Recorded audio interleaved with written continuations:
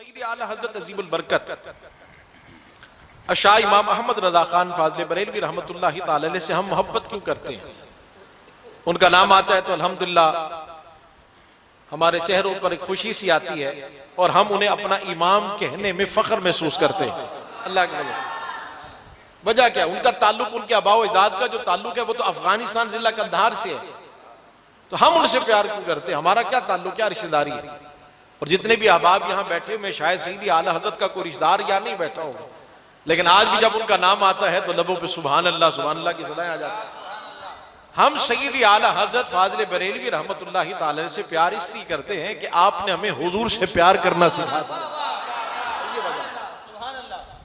सईद आला हज़रत अज़ीमुल बरकत अशा इमाम अहमद रजा खान फाज़िल बरेलवी रहमतुल्लाहि ताला 4 साल की उम्र में आपने नाज़रा मुकम्मल फरमाया।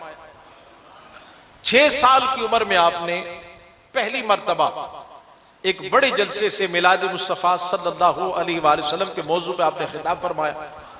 13 साल 10 माह कुछ दिन ये आपने इस उम्र में यानी 14 साल की उम्र में दर्स निज़ामी जो आलिम कोर्स हम कहते हैं, 14 साल की उम्र में सईद आला हज़रत फाज़िल बरेलवी रहमतुल्लाहि ताला ने कोर्स मुकम्मल किया, बल्कि 14 साल की उम्र में आपने पहला फतवा भी दिया।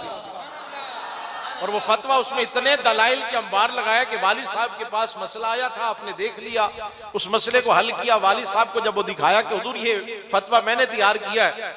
अब कभी आपके वालिद गिरामी हुजूर नकी अली खान रहमतुल्लाह अलैह कभी फतवे को देखते थे, कभी सईद आला हज़रत को देखते कि 14 साल का बच्चा और इतना एक बारीक मसला और इतने दलाइल के अंबार लगा दिए। उसी लम्हे वालिद ने अपनी दस्तार अपने बेटे के सर पे रख दी कि आज के बाद फिर मुझे आने की जरूरत नहीं, आज से दारुल इफ्ता भी आप ही संभालें। 14 साल की उम्र, 14 साल की उम्र के अंदर। इसी तरह फिर आपने, जिस तरह हमने पिछली दफा जुमेरात में बुजुर्गों का जिक्र किया और खास तौर पर मेरे दाई-दादे गोल्ला पीर मेहर अली शाह साहब रहमतुल्लाह अलैह के साथ हमने हुजूर किबला सैयदना दात अली हिजवेरी रहमतुल्लाहि ताला अलैह का जिक्र किया। जितने भी अकाबरीन हैं इन सब ने ज़हरी उलूम हासिल करने के बाद फिर किसी न किसी कामिल की संगत इख्तियार की है, किसी न किसी बुजुर्ग की बारगाह में जाकर वक्त गुजारा है, बैत की है। इसी तरह सईद आला हज़रत फाज़िल बरेलवी रहमतुल्लाहि ताला अलैह ने उस वक्त एक बहुत बड़ी शख्सियत हुजूर किबला शाल रसूल रहमतुल्लाहि ताला अलैह के हाथों में बैत फरमाई।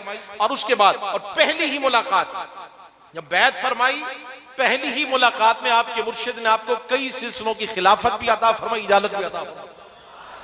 कई और बहुत सारी बातें हो सकती। कई मुरीदों ने कहा हुजूर हम तो एक अरसे से हैं और चिल्ले वज़ाइफ किला कशी हो रही है और मेहनत कराई जा रही है, मुजाहिदे हैं, ये तो अभी आए हैं और पहले आती ने खिलाफत मिल गई और कई सिलसिलों की खिलाफत। फरमाए ये जब आए थे ना आग तो लगी हुई थी, बस मैंने तो खाली फूंक मार के वापस भेज दिया।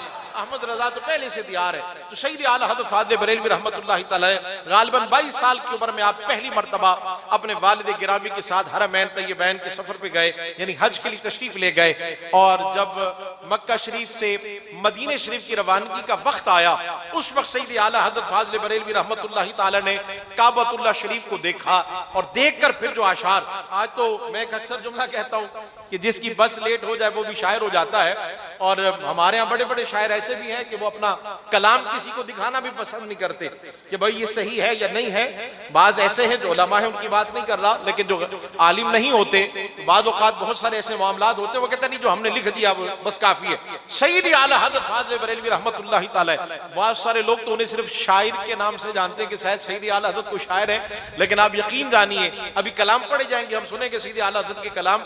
आपका कोई भी कलाम उठाकर देखें, या तो किसी कुरान की आयत का मफहूम होता है या फिर किसी हदीस पाक का मफहूम नजर आता है। कुरान और हदीस के ऐन मुताबिक आपने जो कलाम लिखे हैं वो इंशाअल्लाह भी हम समाअत भी करेंगे।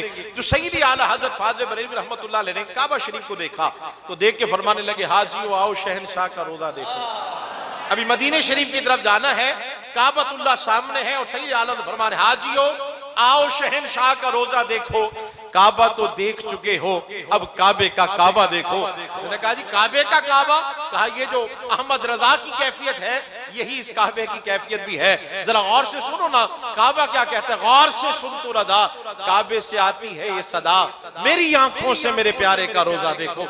तो सईद आला हज़रत फाज़िल बरेलवी रहमतुल्लाहि ताला अलैह आज दीन की सारी इल्म की बात करें तो 100 से ज्यादा उलूम, 100 से ज्यादा तर्जुमा हो, कलाम हो, हदीस हो, बयान हो, मंतिक हो, फलसफा हो, अकायद हो, तमाम कदीम उलूम के साथ साथ जदीद उलूम का जखीरा सैयद आला हज़रत की जात में पाया जाता है।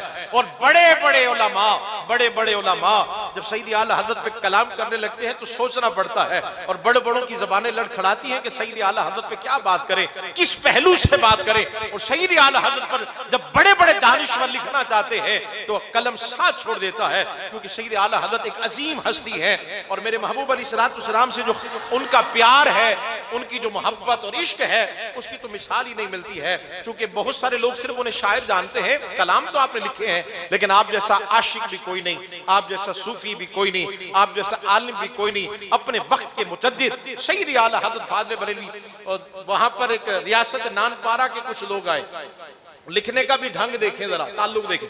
नानपारा के कुछ लोग हैं, कहने लगे जी लोगों ने नवाबों के कसीदे लिखे हैं तो वहां से बड़ी माल मिला, उन्हें बड़ी दौलत मिली है, आप माशाल्लाह इतना अच्छा लिखते हैं, तो कोई नवाब जो है वहां रियासत नानपारा जो है उसका जो नवाब है उसकी शान में कसीदा लिख देते। फिर आपने कलम उठाया तो क्या फरमाते हैं? फरमाते वो कमाल हुस्न हुजूर है कि गुमान नक्श जहां नहीं, यही फूल खार से दूर है, यही शमा है कि धुआं नहीं, तेरे आगे यूं है दबे लचे खुशहार रब के बड़े बड़े, कोई जाने के मुंह में जुबान नहीं, नहीं बल्कि जिसमें जान नहीं, करूं तेरे नाम पे जान फिदा, ना बस एक दा दो जहां फिदा, दो जहां से भी नहीं जी भरा, करूं क्या करोड़ों जहां नहीं। और फिर सैयद आला हज़रत फाज़िल बरेलवी रहमतुल्लाह जो मख्ता लिखा है ना, जो जवाब दिया उन लोगों को जो कहते थे कि आप नवाब का कसीदा लिखे, फरमाते करूं मधे अहले दुवल रजा, पड़े इस वला में मेरी वला, मैं गदा हूं अपने करीम का, मेरा दीन पारा है ना, मेरा दीन को रोटी का टुकड़ा है, मैं तो हुजूर का गुलाम हूं, मैं कैसे लिख सकता हूं। जब भी सैयद आला हज़रत फाज़िल बरेलवी रहमतुल्लाह अलैह ने लिखा है, हुजूर की शान में लिखा है, और अहले बैत अतार सहाबा किराम की शान में लिखा, वो हम इंशाअल्लाह कलाम भी सुनेंगे। बातें बहुत सारी आ रही हैं, लेकिन मैंने चाहता कि मुख्तसर तारुफ भी हो जाए। सैयद आला हज़रत फाज़िल बरेलवी रहमतुल्लाह ताला अलैह, जब उस वक्त के लोगों ने एतराज के इल्म गैब पर, आप खाली आपकी शायरी पढ़कर देख लें, मैं तो कहता हूँ बाकी किताबें ना पढ़ सके, क्योंकि जो सैयद आला हज़रत ने फतावा लिखा है, मैं तो अक्सर कहता हूँ हम उसे उठा नहीं सकते, पढ़ना तो दूर की बात, 32 जिल्दों पर मुश्तमिल। मैं कहता हूँ सिर्फ सैयद आला हज़रत की हदायत के बख्शिश का मुताला कर ले, लेकिन किसी मौलवी के पास बैठ के नहीं, सूफी के पास बैठ, किसी आशिक के पास बैठ के पढ़े, फिर आपको वो समझाए कि सैयद आला हज़रत ने क्या लिखा है, तो दिल धक धक कर उठता है, आंखें उबल पड़ती हैं, जिगर थामे नहीं थमता, रूह सरशार हो जाती है, और दिमाग मुअत्तर व मुंबर हो जाता है। उस प्यारे की बातें इस प्यारे अंदाज में की गई हैं कि इंसान को खुद पे भी प्यार आने लग जाता है, और फिर इंसान बेख्तियार पुकार उठता है कि नाम अहमद है वो नाम जिसके लिए नाम नामी से पहले भी याद चाहिए। शेर लिखने को तो शायर बहुत है, मगर नात लिखने को अहमद रजा चाहिए।